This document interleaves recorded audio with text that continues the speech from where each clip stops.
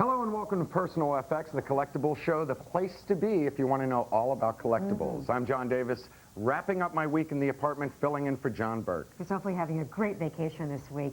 And today on the program, we're going to be finding out more about an ancient Japanese art of woodblock prints. We'll find out about the history and also what factors determine the value of these artworks. Also, I.O. Haynes is in Fishers, Indiana, with a man who has a collection of over 1,000 percussion instruments, and he plays them all. We've got instruments, we've got art, we've got great collectibles. It's a all show. Coming up, yes, on Personal FX.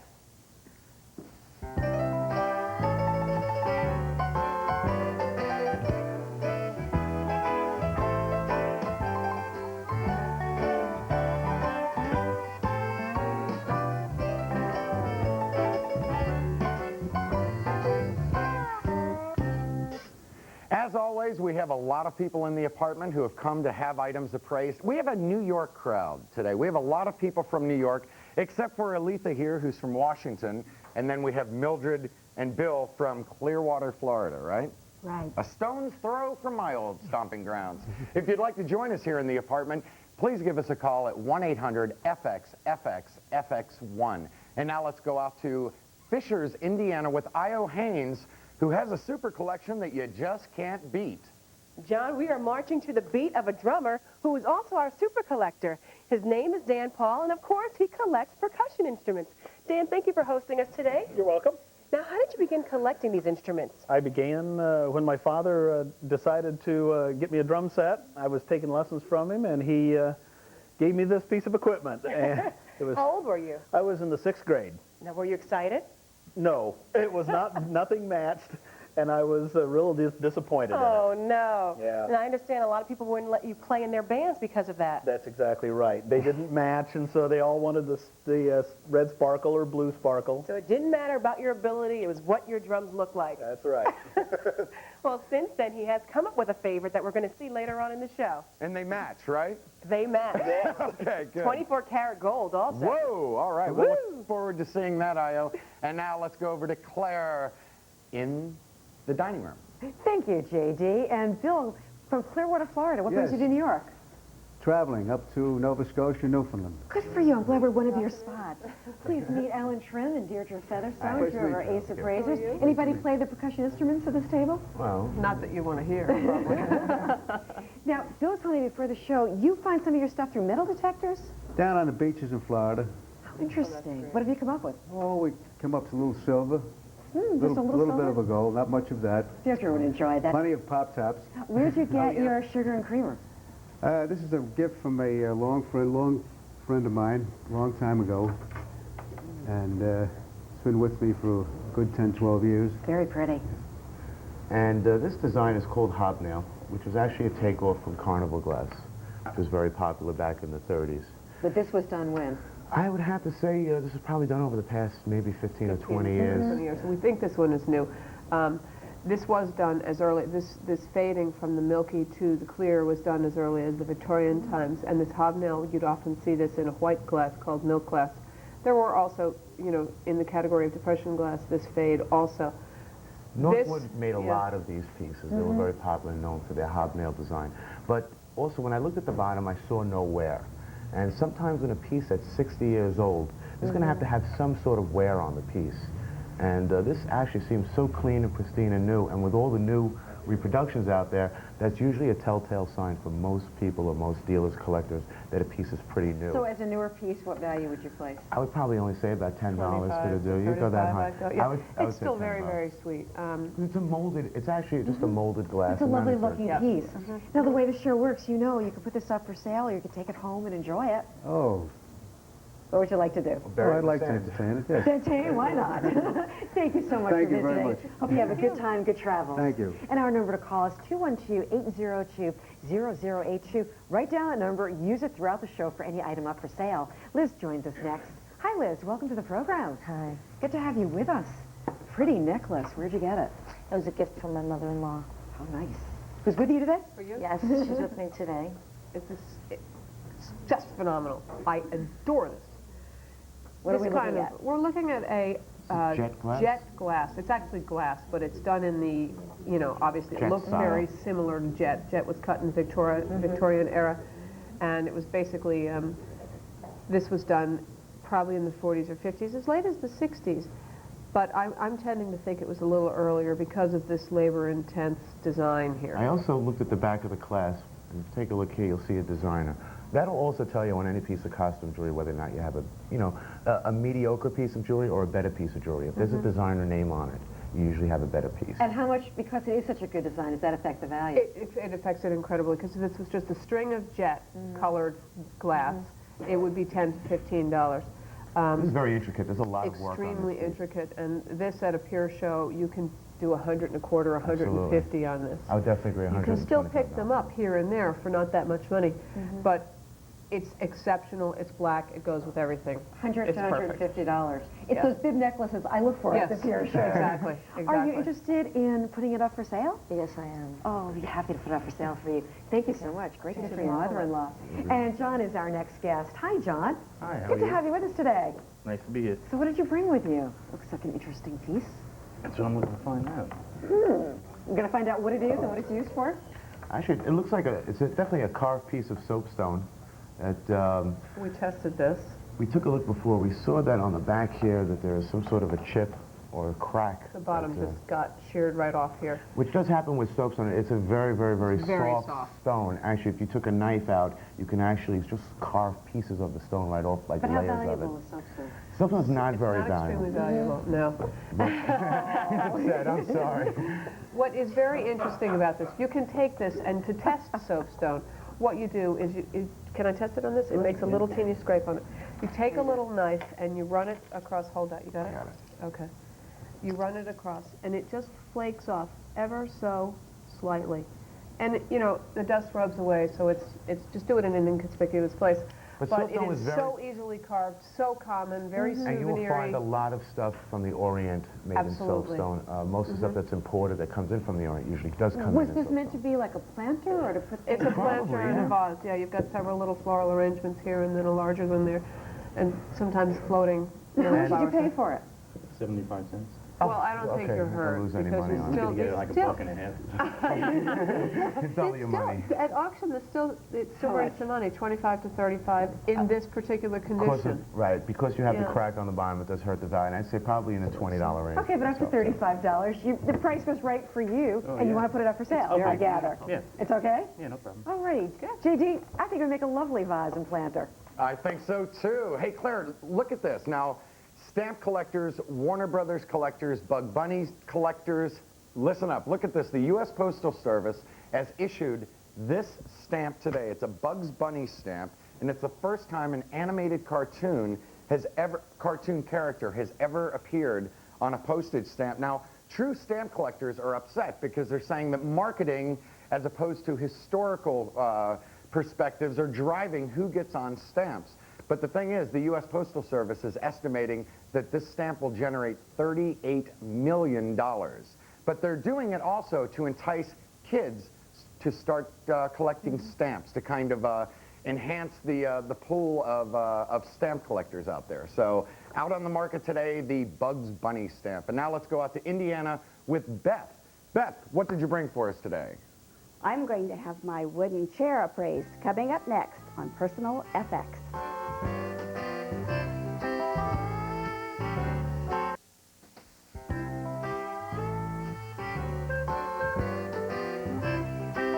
Welcome back to Personal FX. I'm joined right now by Ronnie Neuer, who's director of the Ronin Gallery, which is a Japanese art gallery in New York City. And you are a collector and expert in these Japanese woodblock prints, which we're going to be seeing later on. Yes. But you know what? When we take a first look at them, give us a sense of what they are and a little bit of the history. This is a woodblock print by Kuniyoshi, and it is called a ukiyo-e print, which means pictures of the floating world. Can you say that word one more time? Ukiyo-e. Oh, yeah, thank you. And this was a time in Japan when the shogun took control in the 17th and 18th century and required all of the feudal lords of Japan to come and spend time in Edo, which was the capital. And because all of these feudal lords came to Edo, a whole culture arose around it. The merchant class became very, very wealthy, and they demanded an art form of their own. And the woodblock prints were the art form. And they depicted the courtesans and the kabuki actors and the floating world. Well, a little later on, you're going to be sharing your expertise with us, and we're going to be finding out more about what affects the value of some of these Japanese woodblock prints. But J.D., they are lovely to look at. They really are. We were glued to the monitor here while you were showing that. I'm back here with Deirdre Featherstone and Alan Shrem, and let's get going with some appraisals. Let's go out to Indiana to Beth. Hello, Beth. Hello. Welcome to the show, and tell us about your chair. My chair was built for my great-grandmother, and she was, it was built by her son. Oh. And my father remembers having gone with his father to cut the cane to do the chair seat, and that was 90 years ago this year. Well, Wow. this is funny because this is what I just said to Alan, that this is a turn of the century chair. And, you know, when you put something like this in auction and you know, you look at it as a single chair, you're trying to do a kitchen and it's not one of 6 or one of 12 or anything, it's a hard time selling it. With this grandmother story, I have to now suck down everything I just said and say it's worth like $1 bazillion because to you are the ultimate consumer for this piece. It's absolutely incredible But the that you still have sentimental this. value will outweigh Yeah. the actual intrinsic value yeah. of the chair itself. Because I have seen these chairs sell for under $100 at auction. I have seen these chairs sell for $10 to $15, and if they're loose, it's hard to give them away. Yeah. And Okay. generally they are, just that design. But that's just The store's incredible. worth $100, so that's It's what just I'm in incredible. for. So on the open market, Between 10 and 35 is where I usually see them fall. I'll be as high as $50 in the chair. okay, so we're hearing as high as $50. Do you want to take some bids on that, or are you going to hold on to that? I think I'll keep it. I don't blame You you. better keep it. Thank you very much, Beth. Thanks. All right, we have Aletha here. How are you, Aletha? Fine. And what did you bring? Tell us about this. It's a paperweight I bought about 21 years ago in a secondhand store, so I don't have a clue about it at all. Well, you came to the right place. Well, this is really sweet. It's not an old paperweight. There's two reasons that we know it's not an old. The color here is a much more, I'm going to say, 50s, 60s interpretation of color. It's not the sort of muted tones of the turn of the And century. it has a Murano style to it, Right. which is really, they started importing a lot of these pieces in the 50s, exactly. back into this country. But don't be Plus fooled by the any heart shape. paperweight, because you might find a lot of different advertising paperweights that'll be from the turn of the century that are worth hundreds, and some of them are thousands of dollars. Absolutely. And a trained eye will know Yeah. the new from the old, and it's very hard to tell sometimes. This is not signed. There is no indication of where it's from. It probably had a paper label on it. It probably said made in Italy. It's definitely Murano. In my opinion, Yeah. it's definitely a Murano piece. And the heart is very collectible too. Yeah, so that's a nice little It's a good detail shape. to go It's with it. definitely a sellable piece, and I definitely put on the market for about $75 to $100 and a quarter for this one. And I'm in the range of $25 to $35 because it's a little too contemporary for my buyers. Again, a beautiful piece. So you're saying up to $125? $125, yeah. Okay. Do you collect paperweight? No. No? Would you like to entertain some offers? Good. Okay, thank you very much. If you'd like to bid on this item or any other items offered on the show, give us a call at 212-802-0082. And now we have Mildred. Come on in, Mildred, from Clearwater, Florida. We'll have you know. How are you, Mildred? I'm fine, thanks. All right, Not far tell us from your about this. hometown, Clearwater, is it? No, not far at all, actually. Tell us about this. Well, I took care of a 95-year-old man, and I guess I admired it, and he left it for me when he passed away. Wow. So I was just wondering what it's worth, and Do you know how long he had it? no, but I know he went to China a lot of times. I don't know if it's from there or not. I really can't say. It probably is something that he picked up in China or that was exported to America, and as a result of his interest in China that he bought here. These are called Oriental ginger jars, and I believe they were used for storing pickled ginger. And often you see them in pairs. The earlier ones are sort of a yellow, pastier kind of And a it has color. that flow blue to it, which is also, a lot of people just collect flow blues. Blue and white, yeah, exactly. However, it's not that old. I'm going to say it's not more than 30 years old. I would It is probably a say 30 hard to 40 years old. porcelain, which is a high-fired, which is a 20th century indication. And the way it is right now, it's still worth about $100 and a quarter to $250, depending on where you're selling it. People love them in pairs, but this is an exceptionally nice one. I would definitely agree with her on that, on the price. So 150 to 225. Yeah, I say about 2 1/4. Wow. Would you like to hold on to it, or are you going to entertain some offers? We're going to entertain offers because we're traveling, so I can't take it in my RV. No, it's not. You might break Easy it. to travel with. Okay. That's great. Thank you. Thank you very much. Let's Okay. help you with that so that you don't Okay, break it. good. And we have Christopher coming in here with the porcelain creamer. How you doing, Christopher? Good, how you doing? Now tell us about this. It was given to me as a gift, so I really have no idea as to what it's worth or where it comes from. Well, this is a piece of RS Prussia. RS Germany. RS actually. Germany, actually. They did make them in lots of different countries, and you'll find RS or ES Germany or ES Prussia. Right. It's part of the Schlegel Milk family, which was actually a German family that made porcelain. Lots of members of their families also produced, and that's why you'll find ES and RS, because it's different people from their families that produce. Now, I would what probably this- say this transfer is maybe 20s or 30s, probably from that time period. But Right. that mark will indicate on the bottom that it was made probably post-1891 till about 1950, because that's when they used that mark. Right, right. Now, I would probably say that it might be just a tiny bit earlier than the 20s, in between 1910 and 1920, which is not a big deal, or doesn't really affect the value.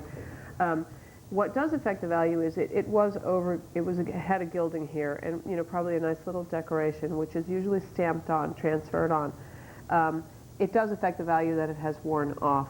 Yeah. So people do try to collect they these do pieces, collect it, yeah. and they do try to collect them in the best possible condition. And since they're not very expensive pieces like they are, without all the gilding on it, it would bring the value down quite a bit. And often they came as a sugar creamer in a little tray. Okay, so how much money About are we? $25. $25, yeah. What do you think, Chris? Would you like to entertain some offers? Sell it. Okay, thank you very much. And now let's go out to Io Haynes in Indiana, who's with a collector who collects to the beat of 1,000 drums. Good one, John. Percussionists who play in the symphony are responsible for not only playing drums, but for playing what are called trap instruments. And those are used for sound effects. And our super collector, Dan Paul, is going to give us an example. Okay, this was used in the 1920s during the silent movie era, and it's a train effect.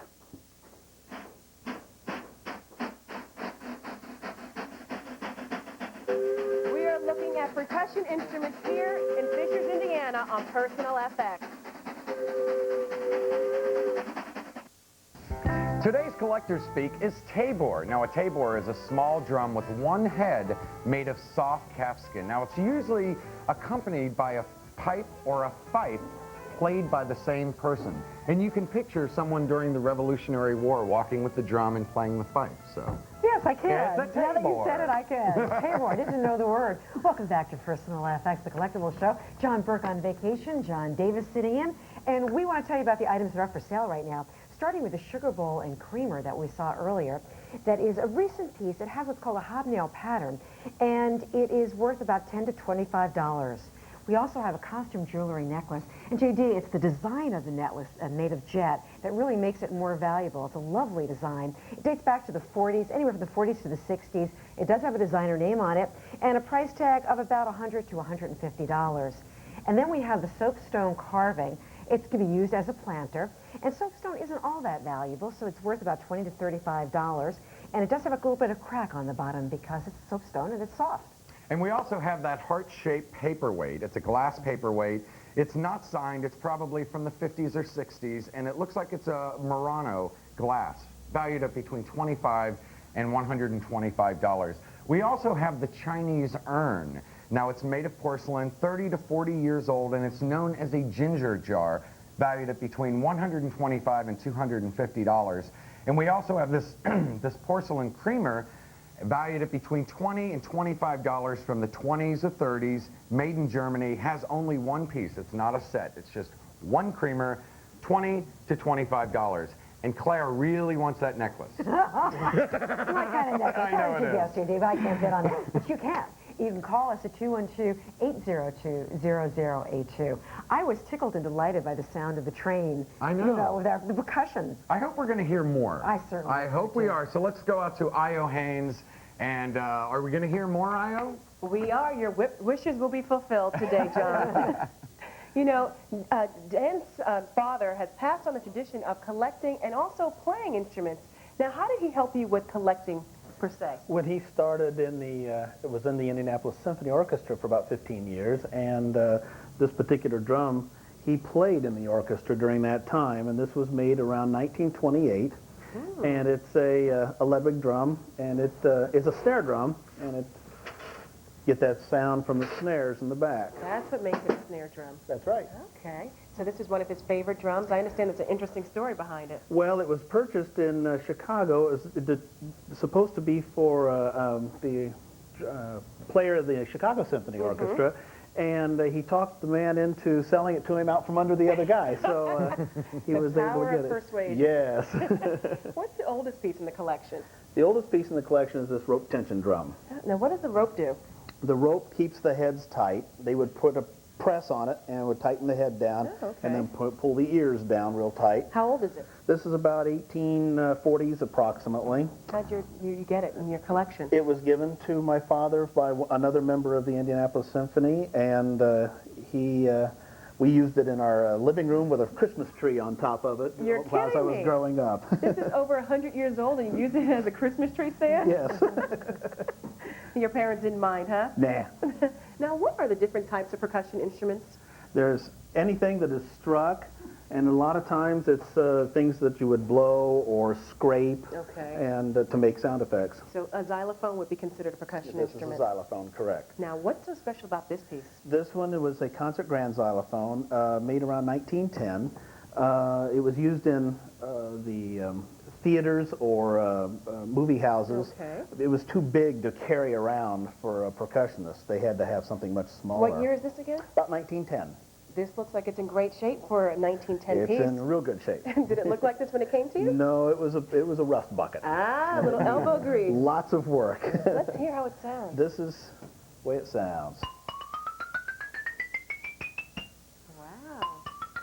Would you consider that to be in good condition? Yes, this is in excellent condition. Excellent condition. What's your favorite type of percussion instrument to play? The best one, or the ones I like, are the snare drums. The snare drums, why? Because that was the flagship of all the companies, and it's what all the drum sets are built around, and it's the one thing that everybody wants to collect. Now, John and Claire, we hinted before that his favorite drum was covered in 24-karat gold, and here it is. Wow. Nice. Tell us more about this piece. This drum was made around the 1925 era. It was gold-plated. It was owned by a man who played drums for Hoagie Carmichael. I believe Hoagie Carmichael wrote Stardust. Oh, okay. And he was going to get married, and his wife-to-be did not like the drums at all, and decided to pack them all away. Oh, small problem, huh? And when we pulled the drums out, when I purchased them, this is the way it came out. He had That is gorgeous. completely made it beautiful. Now, I see you have a lot of catalogs here. Is that part of the collection also? Yes.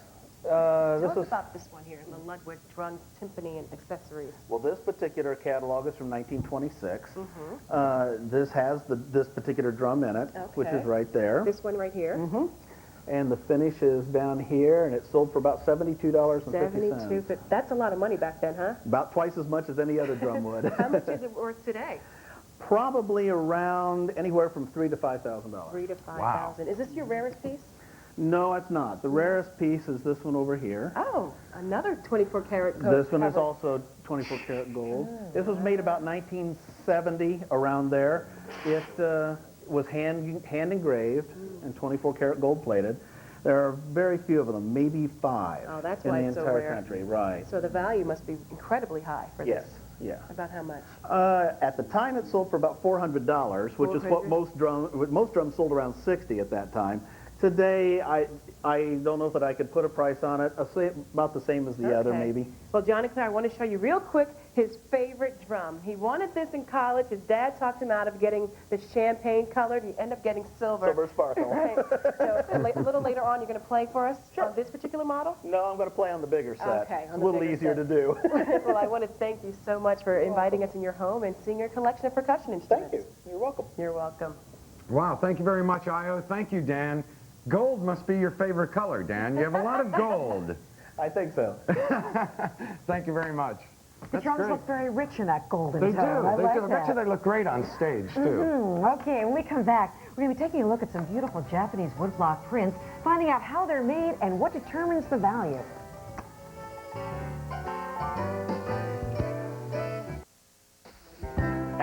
always, Personal FX is on the road every day. Next week we'll be in Charleston, South Carolina, May 26th through 30th.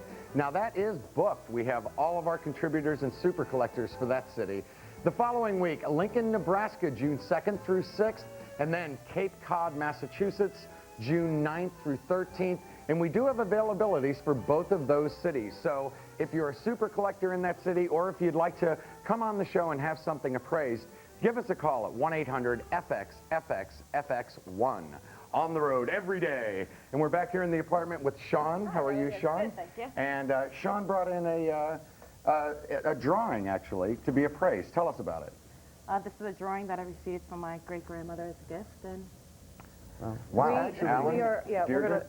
This is actually an etching, and how this is done is you take a steel plate, cover it with like a tar-like substance, etch into it with a metal bit, stick the whole thing in acid. It eats away the part which was silver.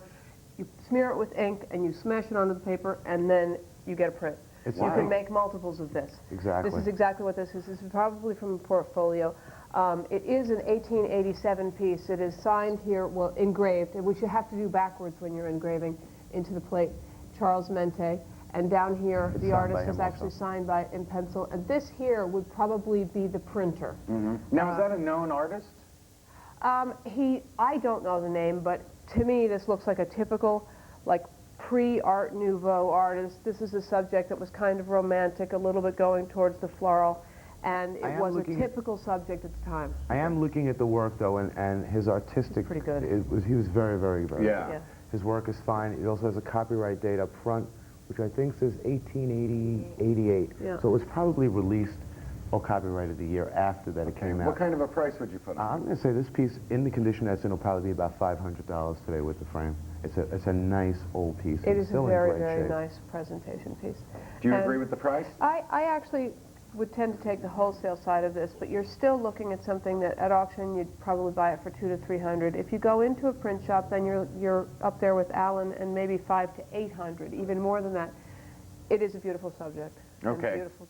It's in very nice condition. Good work. So between 3 and 5, 3 and 8, 3 and 800, depending on where you're buying it or selling it. Are you going to hold on to it, or would you like to entertain some offers? I think I'll hold on to it. Okay, thank you very much for coming. Thanks. All right, let's go into the rec room, and we are here with Ruth. Hi, Ruth. You can. How are you?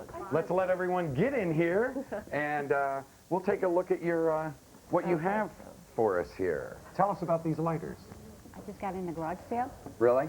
Recently? $2, yes. $2? All right. How did she do? $2. You can't even get a disposable lighter or two for $1. These are actually refillable, nice lighters. From what I would probably tend to say by the card, 60s. That's exactly what I wouldn't go any earlier, even though this design was used in the 50s, this style of lighter. This is more than likely 60s.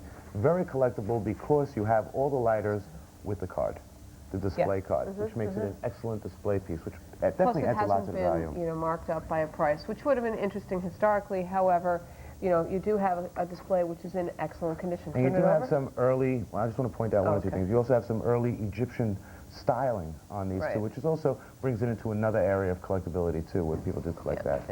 And what's on the back? It was just sort of interesting on the back because it does have this pull-out thing, which can, well, you can stand it up. It's never been pulled out. I won't. Don't worry about it. I didn't think you would, but...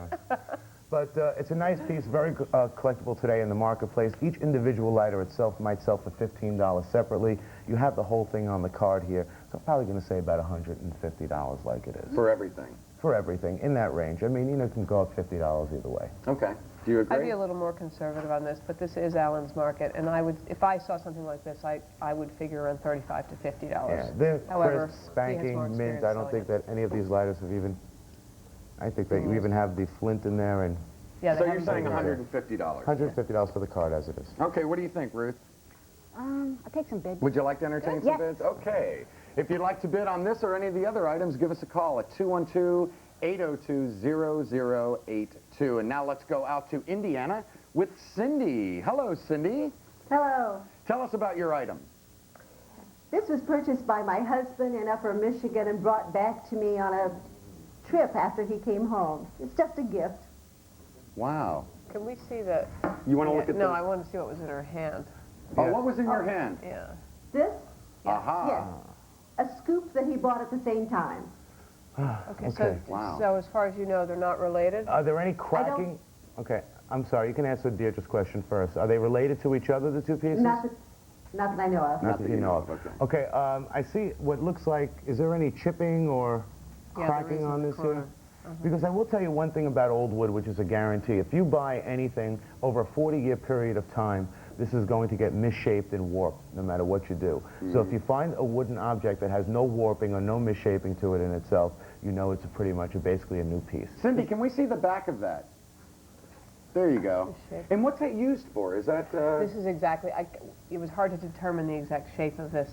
This almost looks like something that you would like smash grain on or something like that. I am not familiar with this shape. I would say this, to me, this needs further investigation. I've looked at the bottom That's and quite a bit of wear. also the quality of the wood itself will also tend to tell you how good the piece is itself. Any good craftsman would not use knotty pine or anything like that, and I think I do see some knots in that, but I'm not sure. The exception here is you've got an extremely wide board that was cut out very deeply to make a very, piece.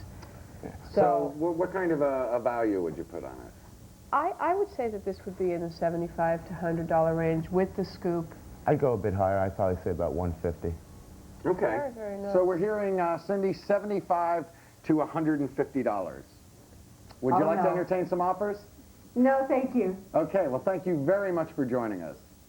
All right, and now let's head on out to Claire, who's going to teach us a little bit about Japanese block art. Well, Woodblock prints are a Japanese art form, JD, that date back 300 years. And Ronnie Neuer is an expert in that area. I'm so glad that you're here today. Thank you. I think for a lot of people, they see it, but they have no idea. How do they make something like this? Okay, first of all, the end product is really the result of three different artisans. The designer, the woodblock engraver, and the printer.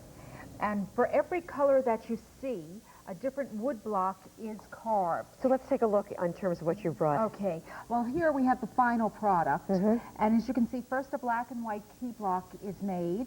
Then a block is printed with just everything but the yellow is carved out.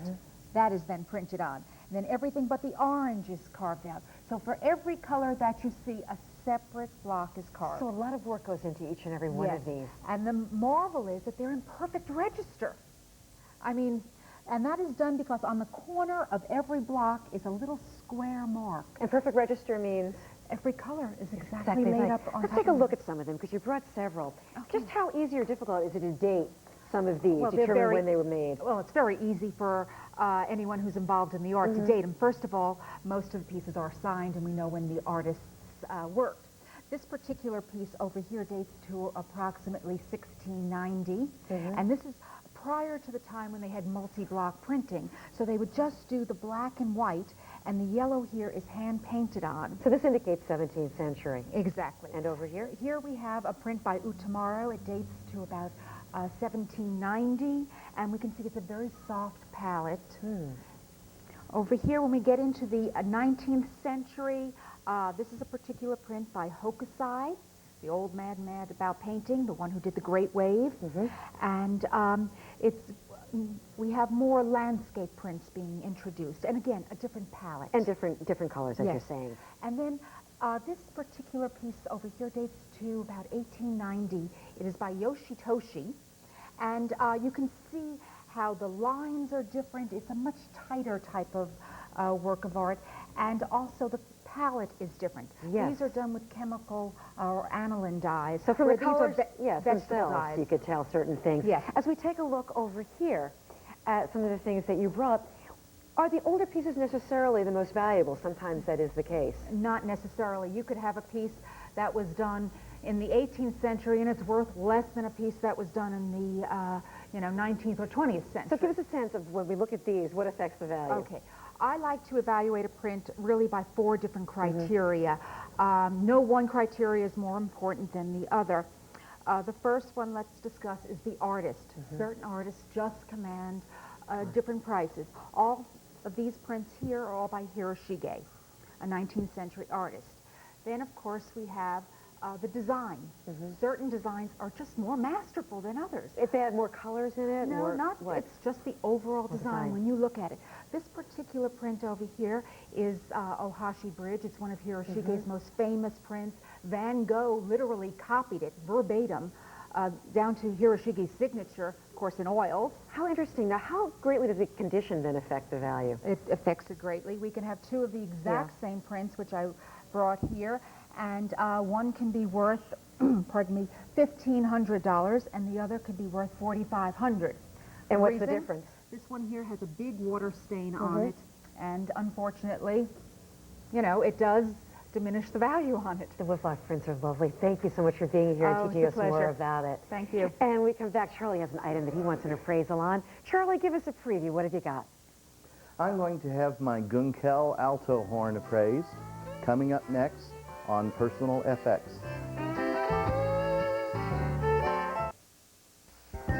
Be sure to catch Super Collectors on Sunday at 7 a.m. Eastern Time as well as 3:30 p.m. Now this week we're going to feature Lotus Slippers, Cuban History, Alaskiana, and the Wild West. It's all on Super Collectors. I like that mixture of collections this week. Very nice mixture. And let's tell you about the items that are currently getting bid. So if you want to bid, it's not too late to join. Sugar Bowl and Creamer have an appraised value of $10 to $25. It's known as the Hobnail pattern, but it is a recent piece from about the last 15 to 20 years. And then we have the very lovely costume jewelry necklace, and it's the design of the necklace that makes it more valuable, made of Black glass. Of black glass. Yes. Okay, not jet, black glass. Black glass. And from the 1940s through the 60s, worth $100 to $150. The soapstone carving, well, this could actually be a planter. You could use it as a planter. You can put a candlestick or something in if you want to be creative. And it's worth about $20 to $35. And there's a little crack on the bottom. Right on the back. Yeah. Okay, on the back. We also have the heart-shaped glass paperweight.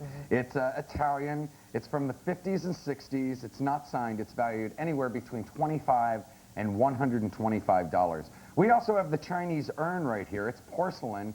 It's it's 30 or 40 years old. It's known as a ginger jar, and it's valued anywhere between $125 and $250. We also have the single porcelain creamer made in Germany in the 20s or 30s.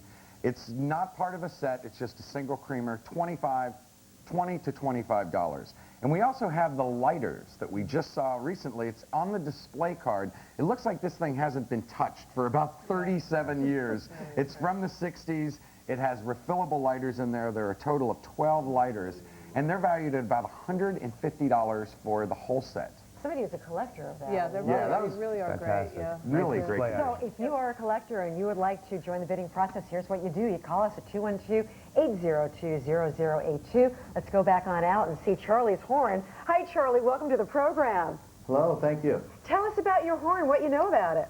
Well, this is a Gunkel alto horn. It's shaped like a large trumpet, but pitched a little bit lower. And I believe it was made in Paris about 1875. And how did you come to own it? This is one that I found at an antique shop. Wow. This is exactly, it was made in Paris. You have the markings there, the Henry Gunkel in Paris. It is a late 19th century horn. You can tell by not only the style of the horn, the style of the engraving. Right.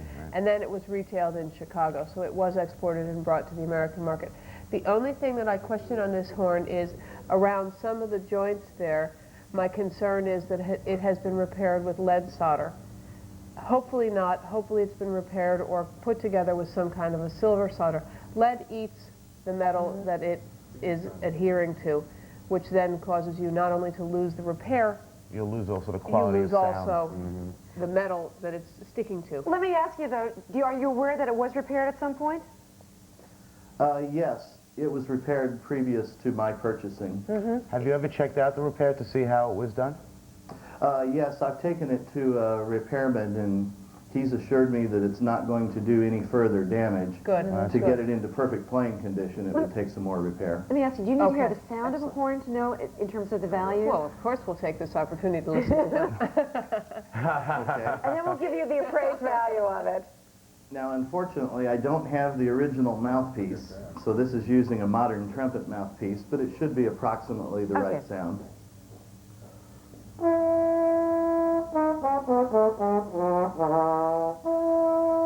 Thank you very much. And the appraised value is? And the appraised value, I would put this conservatively at about $250 to $350. If you can get this restored into perfect condition, then pretty much you can call your own price. I'll be in the $300 to $500 range on that. In that price range, were you thinking of taking some bids on it? Oh, no, I think I'll hang on to it. Okay. Enjoy playing it. Thank you so much for sharing with us today. Thank you very much. All right, it's time to dip into our mailbag. Now, we get a letter here from Clarence Childers from Carson City, Nevada. And it says, I retired from Coca-Cola and brought this Coke machine with me. I've had it for about 26 years. It was made in 1948. Now, it has a few scratches on it, but it still has the original paint. Oh, wow. It's in good condition, and everything still works. I'm interested in finding out the value. And that is so fantastic. Would accept Original bids. paint. Yeah. Original paint is absolutely key here. Coke machines had been outside. They got exposed to weather, But if rust, I do want to point out the one whole thing. story. It says have a Coke on the side, and different slogans were used at different time periods. That sticker must have been put on at a later time period than when the machine was made itself. But you also have to wonder when you have these machines too, they've been repainted sometimes a few times by the Coca-Cola company. Sometimes Pepsi would buy them, repaint them blue and do it like that. But it's a great machine, in great shape, and today's market value, $1,500 to $2,500. I'm going to say closer to $2,500 with this, if this is original paint. I accidentally wandered into the Coca-Cola store yesterday, and it's phenomenal what Coke is doing with marketing. This photo is not going to give you a good determination about how good the paint is, which is hard to see from here, scratches and this and that. So I have to be a little bit more conservative. Okay, thank you very much. And Clarence, if you're watching, that's the information on your Coke machine. And our next letter writer is Ryan, who writes to us from East Lansing, Michigan. Enclosed are photos of my bear, Eric. It was made for Applause Toy Company by Robert Yakes. It is marked, and we have the E4457 7500 on his lower paw. It is in mint condition and comes with a box, letter of authenticity, and the tag. Measures 18 inches tall. And any information appreciated. Well, Rakes is getting very popular now. It's just, you know, in the collectible market, a lot of these new collectibles are coming out. Applause is a company that I think has only been out for about 10 or 15 years. But it has a following similar to like Beanie Babies. People are just crazy about the Rakes bears and picking them up in stores. So what are they worth today? See, the true collectible value on it, I wouldn't put that on it right yet because I think it's a little bit too soon. And really the market hasn't settled yet, and it might just be like Cabbage Patch stuff in the end. But today? There were 7,500 pieces of this made. That's a very, very large number. But if I pin you down today, what are you going to say? I'm going to say $50 to $75. I'd agree, $75. Okay. Right, thank you so much for your letter. All right. And we have Bridget on the phone from Glendale, California. Hello, Bridget. Hi. How are you? Good, how are you? Good. Now, we have a photo of the bowl that you said you got it at the garage sale. Yeah, I think I paid something like $1 for it. Oh, my God. Oh. Okay, and it has Denmark stamped on the bottom. Uh-huh. But you can't make out the initials? No, I can't. Okay, and it measures 6 1/8 inches wide, and it's 3 1/2 inches tall. Correct. Okay, what can you tell us about it? First of all, looking at this thing, I would have sworn up and down that this was Fulper Pottery American. It looked Fulper, right? It sure did, yeah.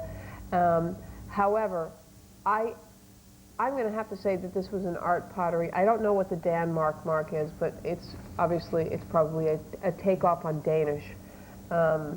It's not typical of Danish at all. Pottery collectors are fanatical about condition, and I just noted 2 chips on the base. This is very interesting. But the it's style a smaller is great. style. Yeah, it's the style all about is fantastic. It's very collectible, but the chips and that. Kill it. We'd have to know, are there a lot of chips on it? No, there's just those 2. Just those 2. Okay, what kind of a price? It might bring it into the $75 range with those chips on I love this, and yeah, I would say in the $75 to $85 range. If it didn't have the chips, it'd be a different ballgame. Okay, Bridget, so we're hearing $75 to $85. Would you like to entertain some offers on that? No, that's all right. Okay, thank you very much for joining us. Thank you. Good deal for $1. When we come back, big bids are next. Stay with us.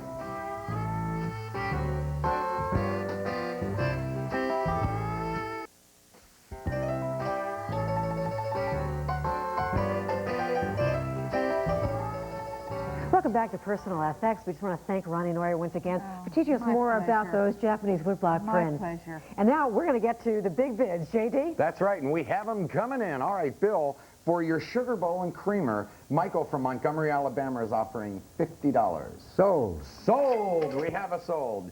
Liz, for this necklace, Rosie from Pacifica, California is offering $235. Sold. Sold. John, for your soapstone carving, Irma from Fernley, Nevada is offering $65. I'll think about it. He'll think about it. All right, and Aletha Dustin from Decatur, Alabama is offering $50 for your glass paperweight. Sold.